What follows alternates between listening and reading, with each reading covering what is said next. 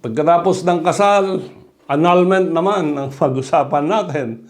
At nag-i-evolve ang mga desisyon ng ating korte sa pag-grant ng annulment on the ground of psychological incapacity. Nung araw, ang pwede lang resource person o witness sa isang kaso ng annulment based on Article 36 of the Family Code ay isang psychiatrist, doctor of psychology, and other medical experts.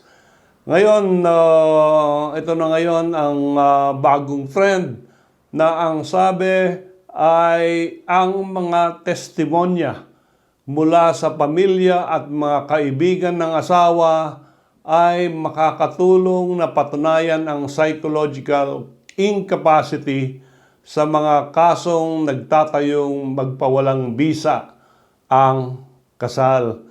So, sabi ko nga, nag-involve yan, hindi na lang doktor ang pwedeng mag-testify as to the psychological incapacity of a respondent, but also friends and family. And because of this, yun nga yung trend, as per Justice Leonen, ay parang nilulusen nila, nililiberalize nila ang pag-grant ng annulment sa mga husband and wife na gustong ipanal ang kanilang marriages.